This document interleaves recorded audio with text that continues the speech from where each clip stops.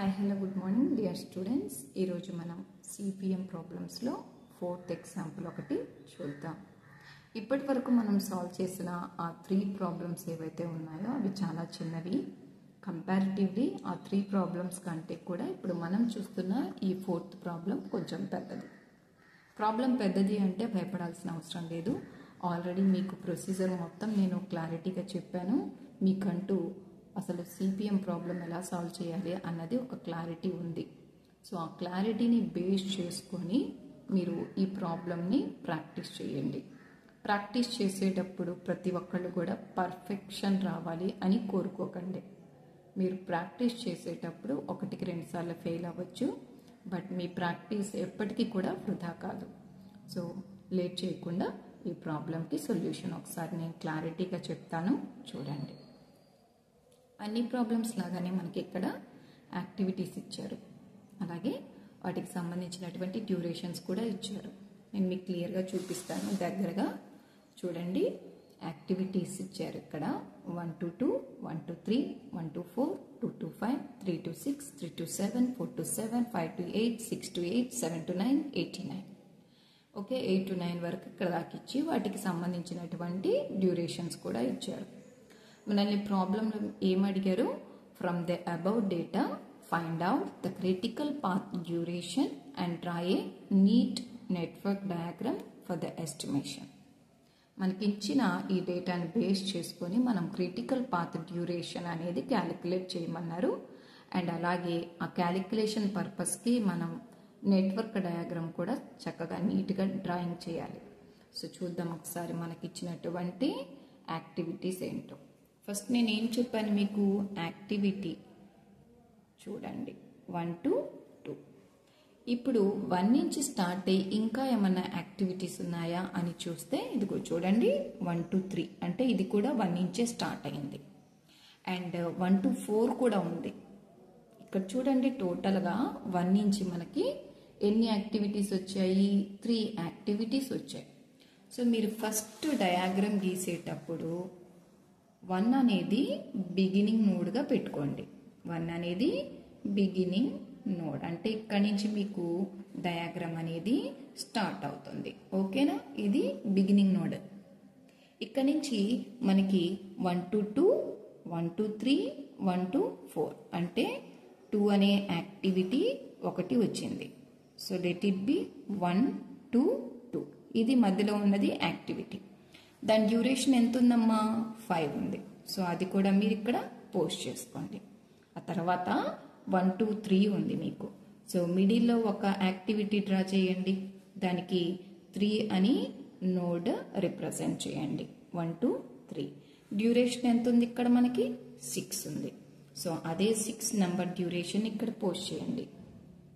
అలాగే 1 నుంచి 4 అనే యాక్టివిటీ కూడా వచ్చింది. సో మరొక యాక్టివిటీని కూడా మీరు ఇలాగా 1 to 4 అనే యాక్టివిటీని కూడా తీసుకోండి. అండ్ దాని డ్యూరేషన్ చూడండి ఎంత ఉందో? 3 ఉంది. ఓకేనా? మనకి ఎప్పుడు కూడా 1 నుంచి కంప్లీట్ అయిన తర్వాత 1 తర్వాత వచ్చే నంబర్ ఏంటో చూసుకోవాలి. 1 తర్వాత వచ్చే నంబర్ 2, అది అందరికీ తెలుసు. మరి 2 నుంచి ఎన్ని యాక్టివిటీస్ ఉన్నాయో ఒకసారి చెక్ చేయండి. ఇక్కడ 2 to 5 ఉంది.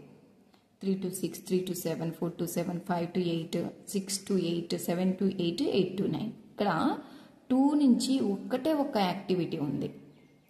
ఒక్కటే ఒక యాక్టివిటీ ఉన్నప్పుడు మీరు యారోని స్ట్రైట్గా తీసుకోవచ్చు. రైట్? ఇప్పుడు ఈ యాక్టివిటీ పేరేంటి? 2 to 5. దీని డ్యూరేషన్ ఎంత ఇచ్చారు ఇక్కడ మనకి? ఇదిగోండి చూడండి 5 ఇచ్చారు. సో అదే డ్యూరేషన్ ఇక్కడ పోస్ట్ చేసేసుకోండి చక్కగా. ఆ తర్వాత 2 తర్వాత మనకి నంబర్ 3 వస్తుంది.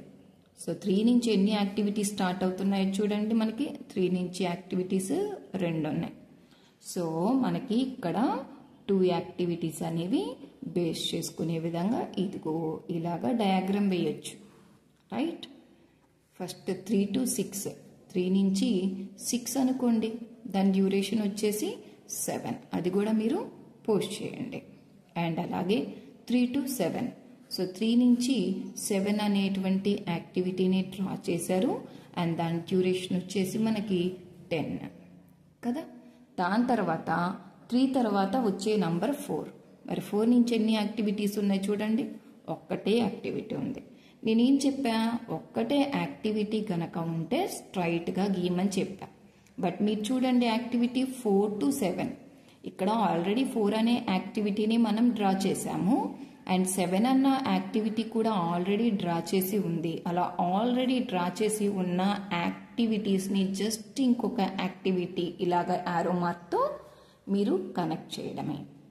స్పెషల్గా డ్రా చేయాల్సిన పని లేకుండా ఆల్రెడీ ఎగ్జిస్టింగ్ వాటిని మీరు చిన్న యారో మార్క్తో కలిపేసి దాని డ్యూరేషన్ 4 ఉంది కాబట్టి 4 అని పోస్ట్ చేశారు. నెక్స్ట్ చూడండి 4 తర్వాత మనకు వచ్చే నెంబర్ 5 కదా. మరి 5 నుంచి మనకి ఎన్ని యాక్టివిటీస్ ఉన్నాయి, ఓన్లీ 1 యాక్టివిటీ.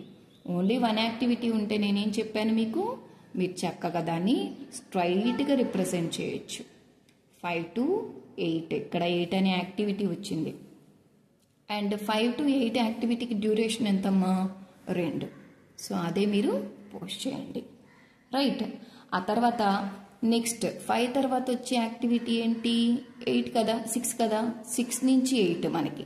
సో ఆల్రెడీ ఇక్కడ 6 ఉంది అండ్ 8 కూడా ఉంది, ఆల్రెడీ ఉన్నాయి కాబట్టి మీరు జస్ట్ ఒక చిన్న యారో మార్క్తో అలాగా రెండింటిని కనెక్ట్ చేస్తున్నారు అంతే. అండ్ డ్యూరేషన్ వచ్చేసి 5 ఉంది. సో ఆ 5 అనే డ్యూరేషన్ని కూడా మనం ఇక్కడ పోస్ట్ చేసుకోవాలి, సరేనా.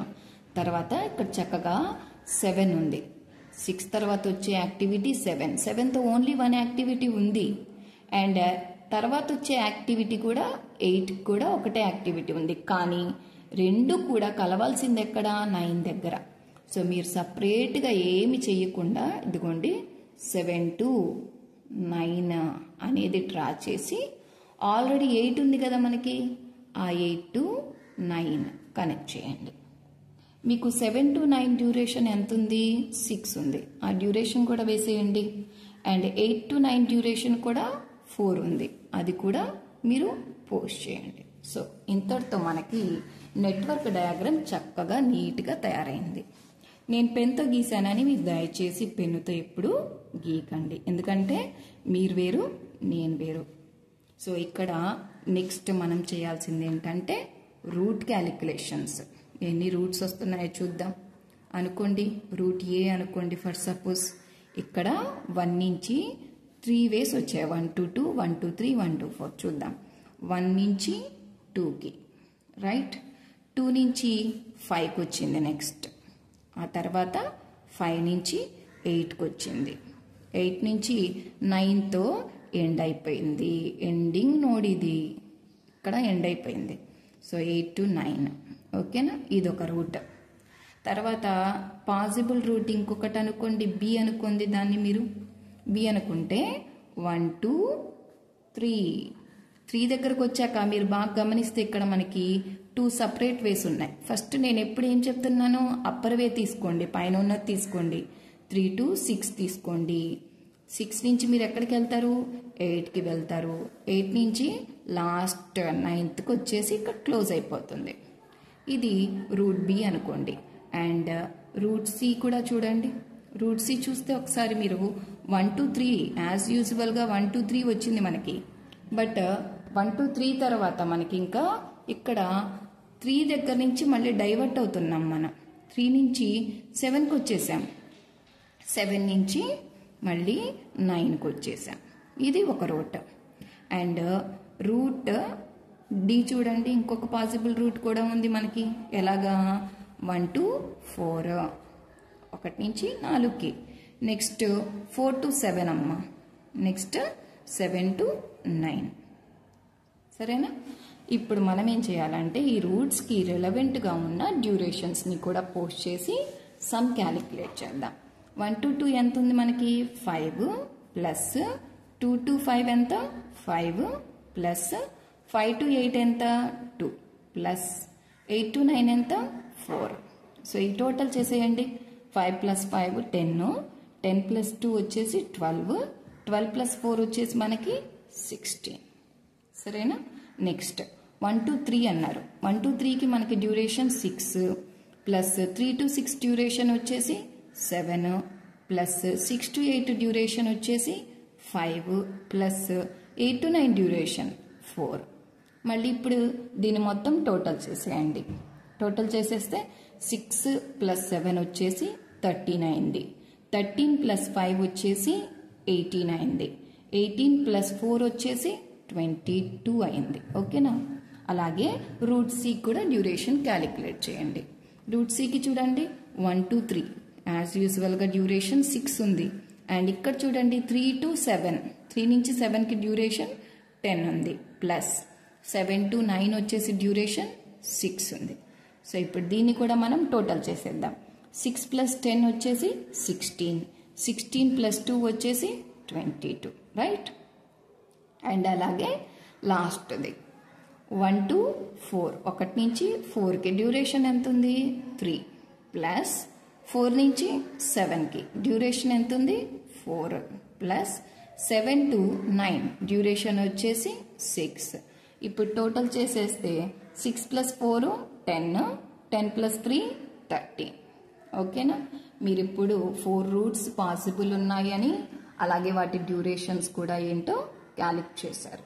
సో ఇక్కడ క్యాలిక్యులేట్ చేసిన దాంట్లో కూడా మీరు హైయెస్ట్ నెంబర్ తీసుకోవాలి. ఇక్కడ హైయెస్ట్ నెంబర్ చూస్తే రూట్ 2లో 22 వచ్చింది. అండ్ అలాగే రూట్ 3లో కూడా 22 వచ్చింది.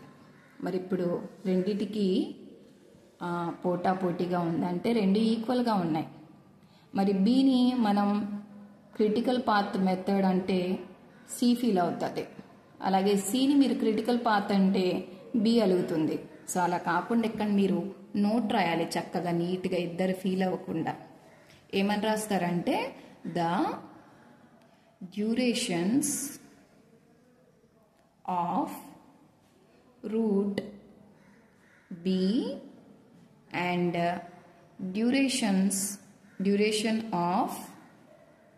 duration of root C are equal. Hence, either B or C can be the critical path. ఇక్కడ మనం ఏమైనా డిస్క్రిప్షన్ రాసామంటే durations of B and C రెండు కూడా ఈక్వల్గా ఉన్నాయి. సో పాత్ బి కానివ్వండి లేదా పాత్ సి కానివ్వండి, రెండిట్లో ఏదైనా మనం క్రిటికల్ పాత్గా కన్సిడర్ చేయొచ్చు అని.